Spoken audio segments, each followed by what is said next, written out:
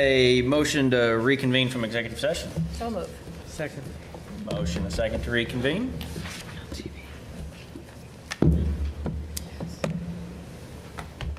Oh, oops. That was an accident. It's an accident. It's 4-1. Accidental no. Motion passes. We're back. Is there a motion to adjourn the special meeting of Stillwater City Council? Second. Motion a second to adjourn.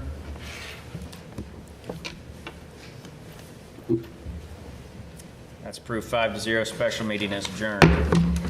Okay, now we're going to go to the Stillwater Utility Authority meeting, and we'll call that meeting to order.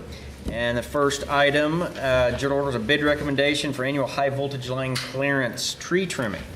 Mr. Blankenship. Thank you, Chairman. Dan Blankenship, Director of Stillwater Utility Authority, this evening asking you to award a bid for our tree trimming contract. This is an annual contract in which we have tree companies come in and routinely go on a set plan to trim trees away from our distribution lines. We solicited bids and we received actually 5 submittals. 4 of those actually had bids in there, and the low bid was submitted by the current contractor, Aspen Tree Expert Company. And so we're recommending that the trustees award the high voltage line clearance tree trimming and tree removal contract to Aspen Tree Expert Company in the amount of $559,860. Authorize city manager to execute the contract. Authorize expenditures up to the contract amount for the bid services, and authorize additional expenditures up to $25,000 for disposal fees and up to $50,000 for emergency and extra work. Be happy to answer any questions you might have. I didn't see it in the report, and that's just fine. What was the contract last year? Same contractor, same services? It was I think the contract that we have for this current fiscal year that ends June 30th was in the $600,000 range. So this is comparable. Yes, yeah, very much so. Any other questions? Thank you. Is there any conversation? Is there a motion on staff's recommendation? I move to approve this contract. Second. Motion second. And that is approved 5-0. Move to adjourn. I'll say. SUA. Second. We have a motion and a second to adjourn SUA.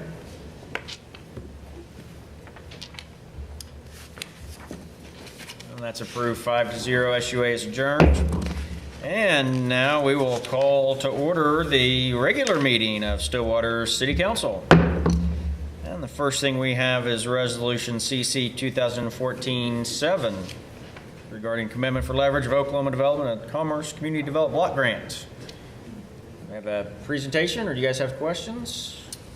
It's just committing our matching funds for the grant. And do this each year, 50%. Yep. Recommend approval. And I would so move. Second. A motion and a second on Resolution 2014-7.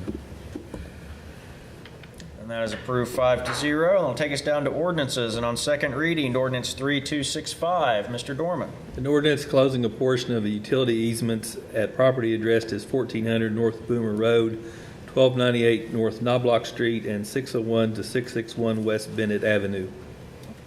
Any questions? Motion? Approve ordinance 3265. Second. Motion and a second.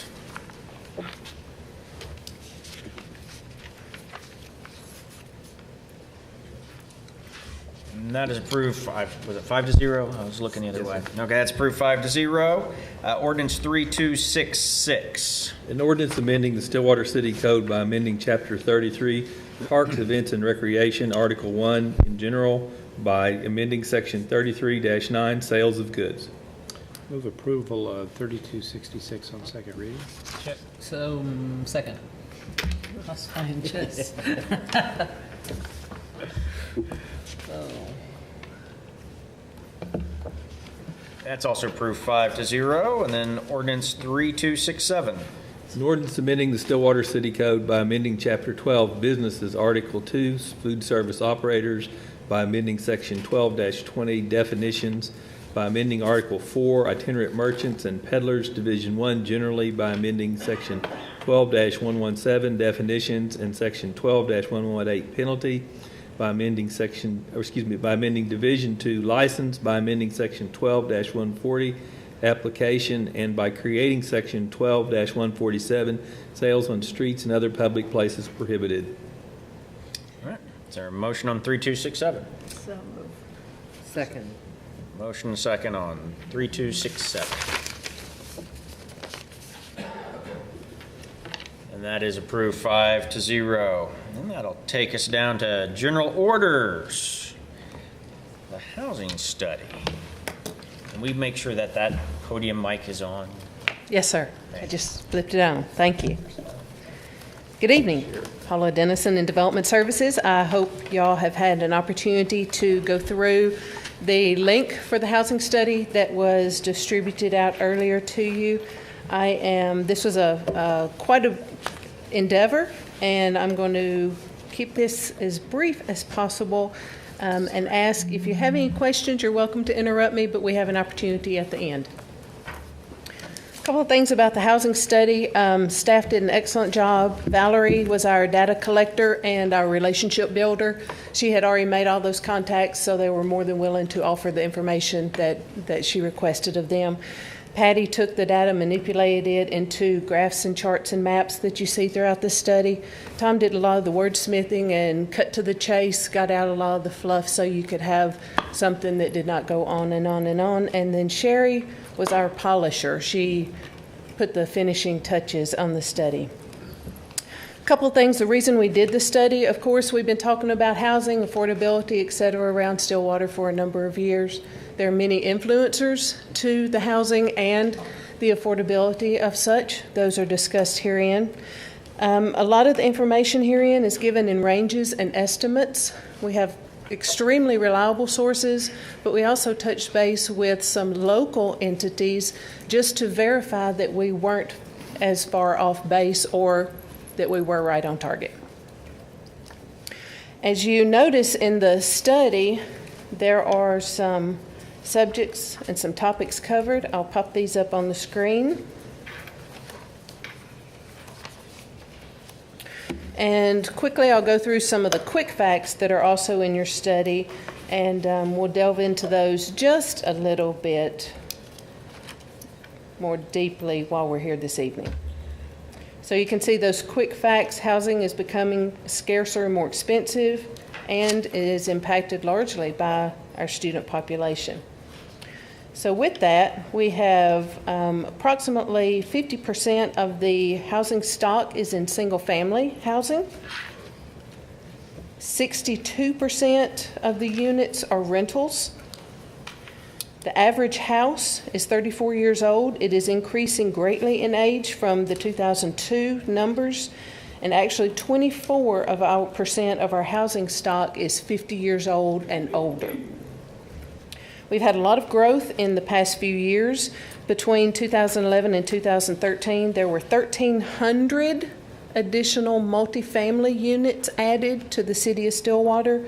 We are actually catching up with the few units that were constructed during the downtime, or the recession time as we call it around here, which this graph shows.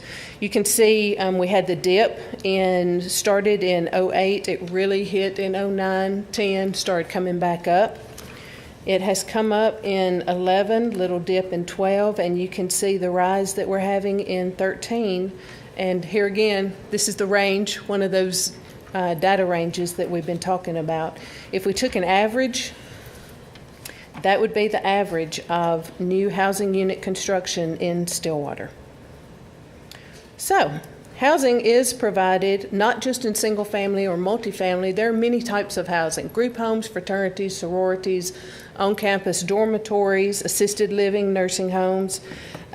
We do not, because of all of this housing, we do not have excess housing.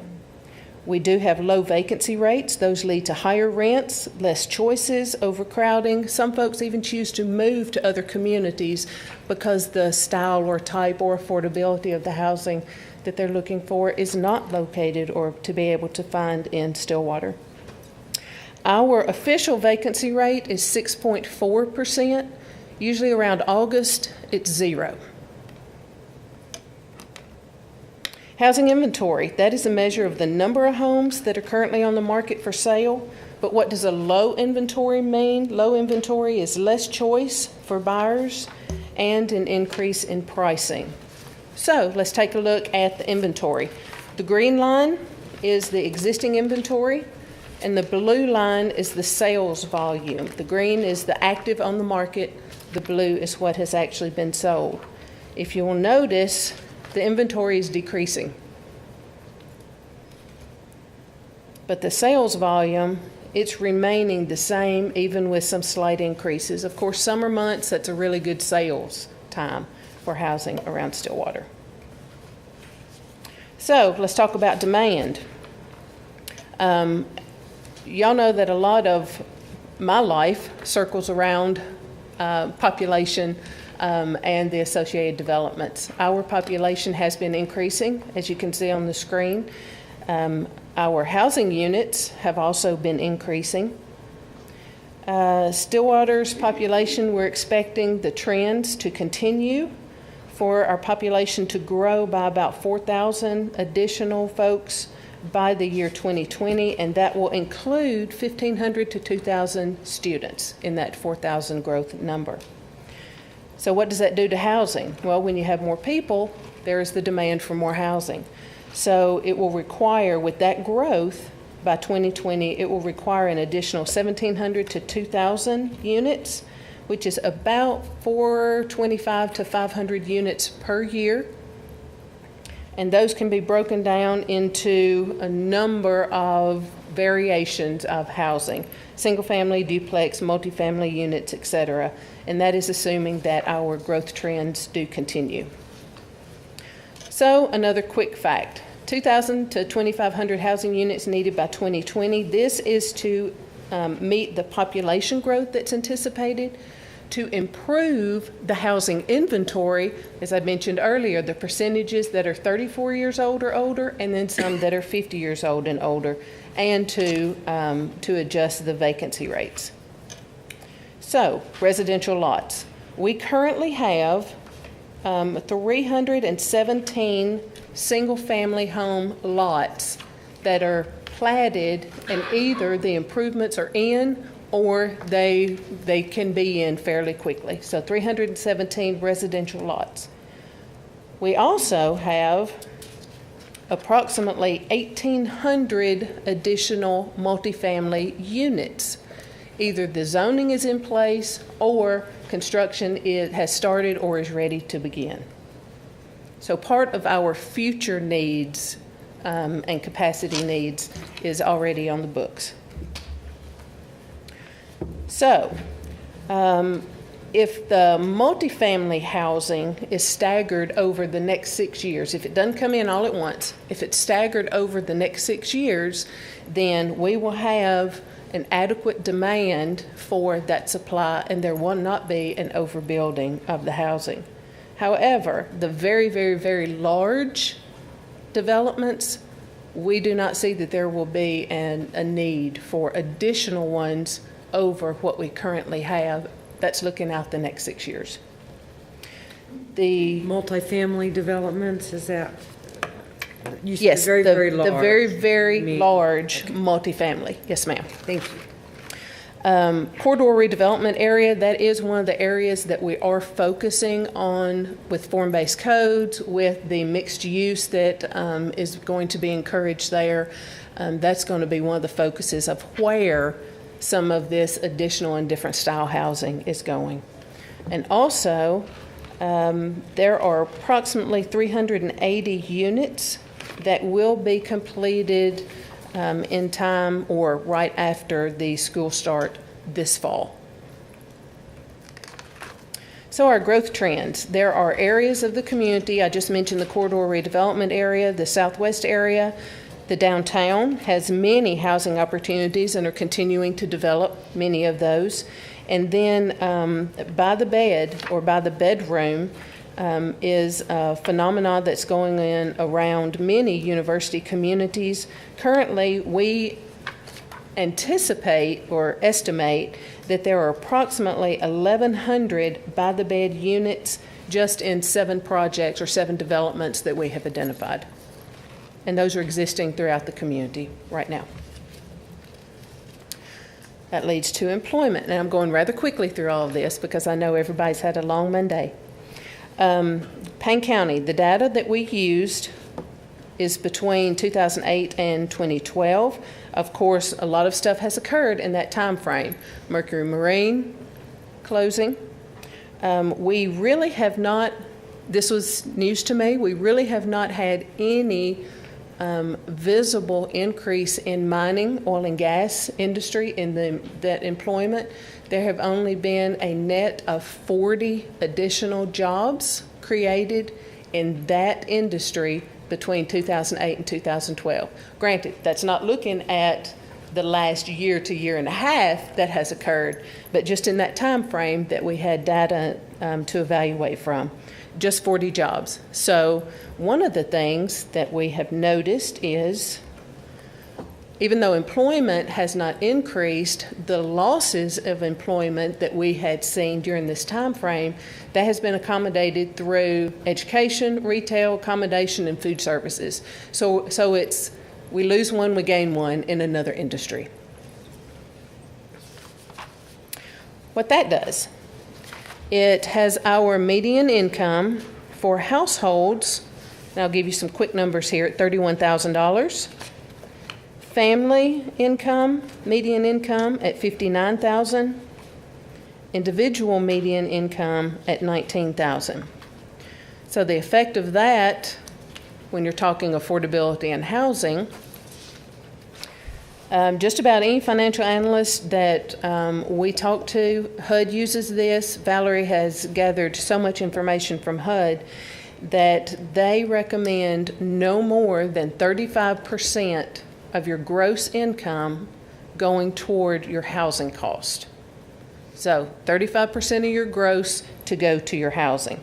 Most of them recommend less. Stillwater Housing Authority caps their rent at 30%, not the 35%. So therefore, the high housing, it restricts the ability to pay any other expenses, or in a lot of what we have seen around here, save money. So with that being part of the affordability issue, rent is approximately, average rent in Stillwater is approximately $660 a month. An average mortgage is approximately $1,350 a month. Rent has increased by 40% since 2000, and that is 1% per year faster than the inflation cost. And that's here in Stillwater, Oklahoma. Income, however, has only increased by 22%. So based on the income to housing cost ratio, i.e. the not to exceed 35% of your gross going toward your housing cost, more than half of the renters in Stillwater live in housing that is not affordable, or in other words, is in excess of that 35% cap or maximum. 40% of the homeowners in Stillwater are living in unaffordable or in excess of the 35% cap, and 50% of the renters are. Averages. Here's where the numbers meet the road. Average household or family can afford, household $110,000, family $175,000 house. An individual can afford a $55,000 house.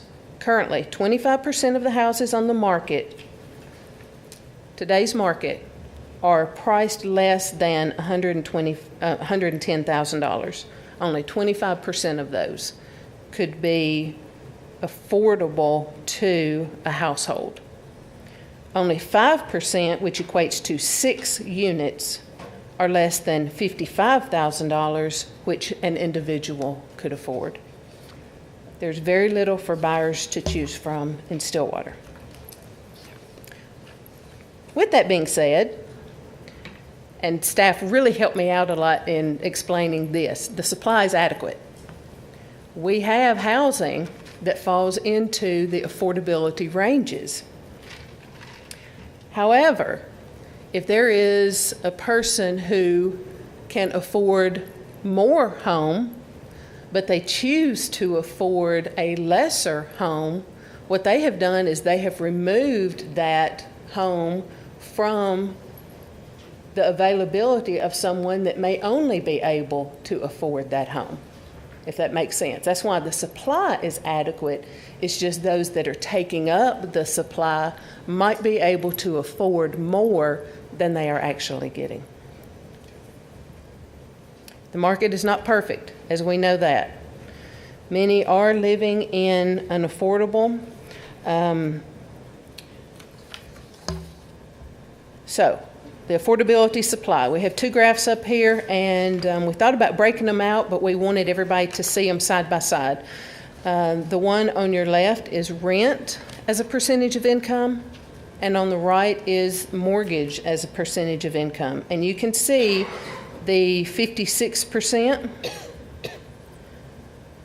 of renters are in that 35% or more of their income. And the homeowners is the 23% of those are in the 35% or greater. I would also have you note that even though those numbers are pretty telling, there's also 7% of the renters are just below in the 30 to 34.9%, and with the homeowners, there's 8% of those. So we think this is some great data for everyone to have. So then we did a little comparison. How do we sit with folks around? Housing, our housing cost is about average across Oklahoma. Our income, however, is less than the Oklahoma average. Cost of living is about the same. And we do have a much greater proportion of renters than the state averages do. So looking at some cities around, you can see Norman, Ames, Lawrence, Manhattan, Stillwater, and then the state of Oklahoma. Our sister city in renter versus owner occupied is Manhattan, Kansas. We are right at the same percent of ownership and rental. The blue is the owner occupied, the red is the renter occupied. We are, depending on the data that is collected and who put out that data and the time frames within which the data is collected, Stillwater ranges anywhere from 61 to 63%, right there at that line. You can also see that we're almost an exact flip of the state of Oklahoma. And we thought that was pretty interesting.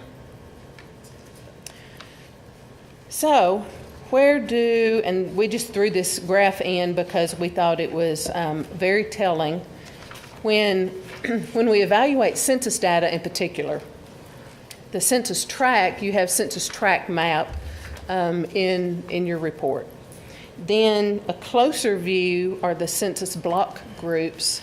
Then the closest view are the census blocks. So it starts with the tract, then you get down to the block groups, which you may have 2 or 3 or 4 in a tract. Then you get down to the blocks, which you may have 10 in a block group, of which you have 3 or 4 in a tract. This is block group, so it's the middle. It's the closer, not the closest view. What this tells you is the areas of the community that have rental units. So the hard number is the actual number of rental units in that area of town, and the percentage is just that, the percentage of those units that is rental. And you can see there are some areas, especially immediately adjacent on the south and east side of campus, that are at capacity with their units for being rental.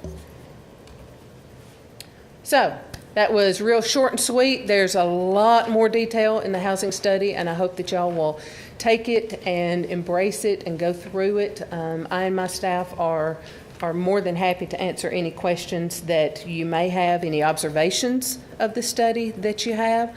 One thing I will note, we have put policy recommendations in the study.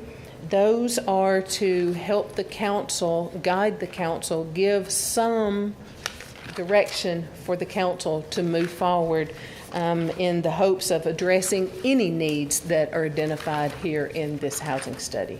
So with that, I will close and again say my appreciation to staff and everybody that helped us out in gathering the information, and the agencies and citizens throughout the community that also provided the information for us. Thank you. All right. I'll tell you what, I hope where this leads us, and I know we kind of talked I'm about. going to show it. See if Blake can get a picture of it on TV. Oh, There he's back you're there there. now. Housing study. Housing study. It'll go on the website tomorrow. Say, I think this is incredible. I greatly appreciate the work and the presentation, the format. I also am sitting here going, okay, that's step one. Yes, sir.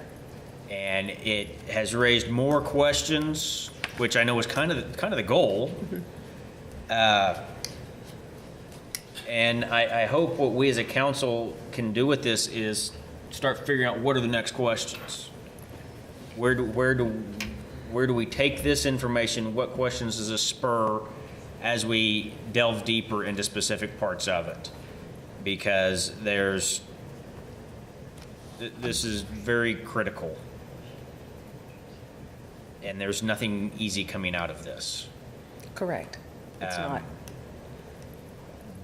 But I think we all can agree that this isn't a study for us just to toss on the shelf and be done, because this is just scratching the surface with all the work that's been put into it. It's just scratching the surface of where I think it's going to take us. And so I thank you, a lot of the people in the room. Thank you for this, and buckle up, because we're just heading down the rabbit hole on this one, I think. But this is going to be good. It does give us a great perspective, and that's how you start with more questions, is when you can wrap your head around it. So thank you. It's great. Thank you.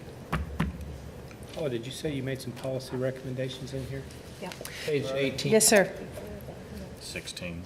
What's on 18? 18 too. 16 on the iPad. 16's Oh, affordability. 18 on this. On Well, eight- this- yes. those are- Really appreciate staff developing those. It's not the kind of thing we're going to, typical recommendations before you vote to approve those. Right. That kind of thing.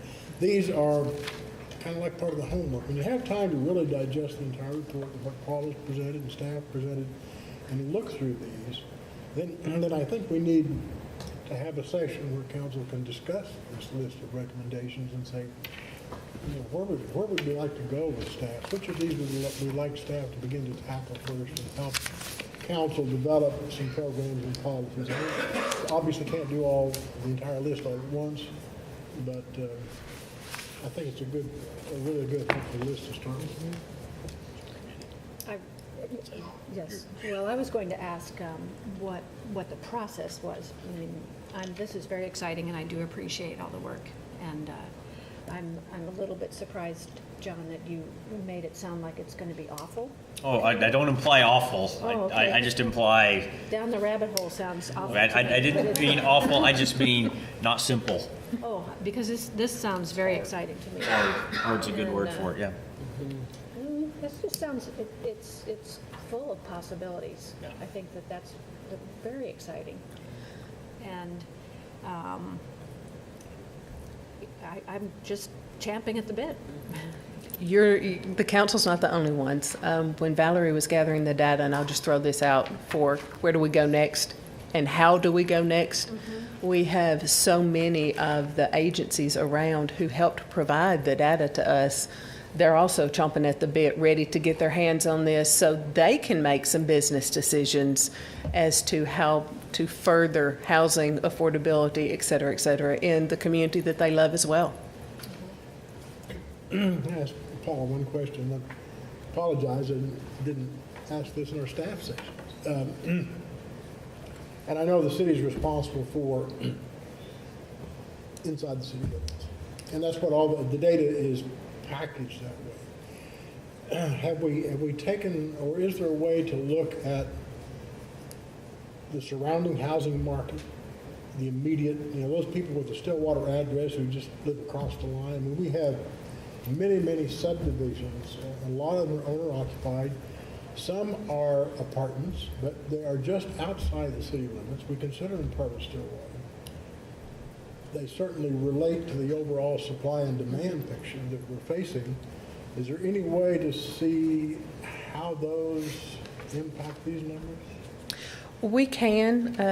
Some of those are already included because the census tract went outside city limits. It's not bound to city limits. So some of the numbers that are reflected in here already include the immediately adjacent areas. That may be as close as we need to get, but I just want to keep in mind that there's some of these housing availability just outside these colored maps. We need to look at that when we said, well, I think when the council's looking at a policy, is when we start addressing a particular kind of housing or a particular issue, that might be the time to say, oh, let's also take a look at what's available across the line. And if it's something that affects it, then fine. If not, we go on. I just don't want to lose sight of that as we go, because we're a big community, even though our lines don't always show that. Yes, we are. And the comprehensive plan is a great example of looking outside and how to plan and prepare for outside, and that's what the comp plan does. Of all the drawings, all the graphics, it's on page 17 on the digital version. I'm not sure which page it is on this. It's right after the What's the heading? recommendations. What's the heading? It doesn't have a heading. Oh, yes, I like this one too. I had highlighted the statement right above it, which relates to the map. Develop policies to encourage additional development in the north and east portions of the city where adequate infrastructure exists. And I really like the graphic with the size of the circle being proportional to the, I'm going to say the encouraging, that's the picture. Page 21 in your hard copy. With the infrastructure as the base element, I think that's a very telling graphic. And so That goes back to there is a tremendous amount of information, and it's not just one type or one kind of information. It's all interrelated. And when you start trying to build policy or how do we move forward, all of this will come into play. What is the process from here? Well, I think from a council standpoint, I think we kind of need to, I guess, do you have another question for Paula? You're still going to be here. We may ask you another question here in a minute. Thank Okay. you. I think we're kind of at the, if council's kind of by a consensus agreement agreeing that these are very important issues that need to be further developed. I think back in April, we had established certain standing committees to split the work and efforts up amongst the council. I would actually suggest that this get assigned to one of those subcommittees that we have. I'm actually leaning towards the livability committee. That makes a lot of sense to me, just from a title standpoint. But if it's one of those, if we need to, or we think it makes more sense to, this is a standalone, then let's make it a standalone. And so, anyway, long answer to, if we're going to make this a priority, then two of us need to claim it and champion it. I would suggest that we start with the livability, start with two of us, who may then recommend it needs to be more than two of us. Or divvy up the Or different divvy up, questions in. but I respect everybody up here, I respect your opinions, and I think that's a good starting point. It starts the process, which we need to do. Right. Well, that would be the worst thing, would be to put it on the shelf. And so I would like to have some commitment to process. Who's the livability committee? Miguel and Pat. And I actually, at one point, I thought, well, maybe this is a land development code committee, but I decided against that because the land development code committee, that's way too legalistic, and that's getting more black and white-ish. And I think that would really skew the path if the land development code Well, it's an tries to take it important on. piece of It's an this. element, but, It may end up going toward and I land think they'll development. have It will input have into to, it. yes. Every committee, it would, I mean, I Everything. see it, it could easily be in livability, but if there's a piece of infrastructure, there's a piece of economic development, there's a piece of everything, so it, Quality of life, this affects everything. When you said critical, John, housing is critical. Good housing is critical. Well, for me, just getting the report, need some time to absorb it. I like to study charts. I can't just read them on the fly and think about it. But if the committee could do some work and try to get some big picture concepts that they would want to discuss, perhaps we could then bring them to a study session, not to a council meeting for action, Yeah. yeah. but to a future study session to have a little bit more discussion, but I don't think, and then we could assess where to go from there. But I think, aren't we free to plan this or process this however we choose? I hope so. I think so. I have a question. And when did you start getting these numbers together? You think? Just guessing. We have been working on this little over a year. Or at least. Okay.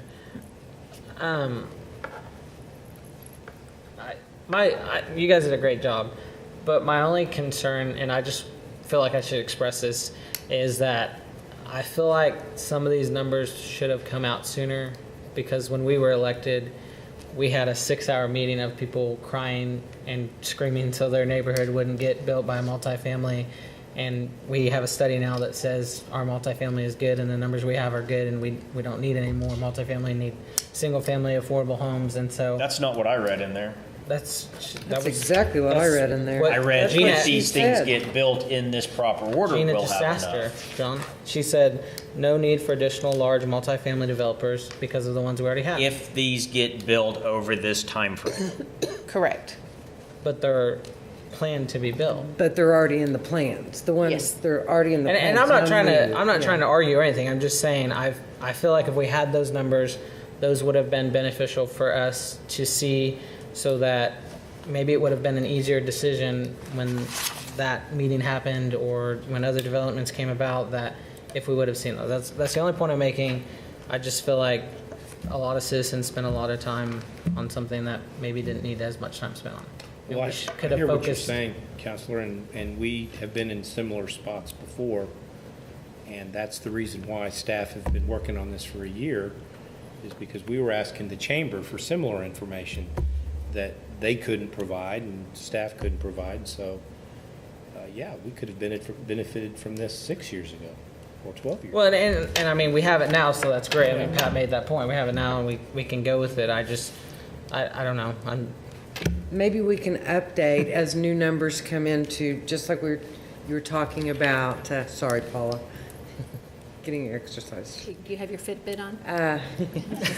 Just like the mining, where pretty sure there's probably more mining jobs 2013, 2014. Certainly. But this just came from 2012, but this is, and below, 8 to 12. I hope that we can keep plugging in numbers and expanding this study, because it is such a good study. It will help on issues, zoning, and, Well, I mean, even last week when Lisa came up and talked about chamber contract, I mean, one of the recommendations is continue to work to attract business. To me, that means we need to work more with the chamber. We need to look at, just like she said last week, what else can we do to help the chamber, to help the city? I mean, that right there instantly helps me. And so, I mean, it's great we have it now. That's my point. You guys did a great job. Some glad benefits we could have it come. now. Yes. We can Yeah. move forward now in a smart, planned way. Okay, so I are we really- asking Livability Okay. Committee to I take think this so. and champion this? I I think have so. one tiny thing, though. Assisted living in nursing homes, I'm listed under that. We need to do a little wordsmithing in that area. I'm listed in Stillwater co-housing, under assisted living in nursing homes. You mean I'm as in, That's where I live. Oh, your I do not home. live in assisted living Right. or a nursing home. Oak Creek? Oak Creek. Oak Creek is not where it's Assisted living listed, so we need or to change. nursing home, yeah. So, we'll talk about it. That's in a category all by itself. It is a category all Stillwater. by itself, but this whole little paragraph, I think, could be reworked. All right, well, I am old, but I'm not that old. state of mind, state of mind. Absolutely. Okay. Any other questions or comments? I do like the idea of livability being the champion of it, and I can completely see how it's going to branch out into, and I think it can help direct other committees on work that they're doing. Well, Miguel and I, Commissioner Nahara and I would love to tell you that we already met 2 weeks ago, and we are meeting tomorrow night, so we're Good. right on this. Thank you. Wonderful. Thank you both. Okay. Thank everybody. Thank this. Let's move forward. That's what these things are supposed to do. I like it. I know, thank you. Just Right. thanking everyone. Any other comments on the housing study? Okay, if not, thank you guys. I mean, seriously, Thank this you. this is a very Hard good work. standard that you guys have established, and I know you're ready for the task of exceeding it when the next round of questions come through. So, really, thank you guys very much. Okay, with that, is there a motion to adjourn? I move to adjourn. Second. Motion and a second to adjourn.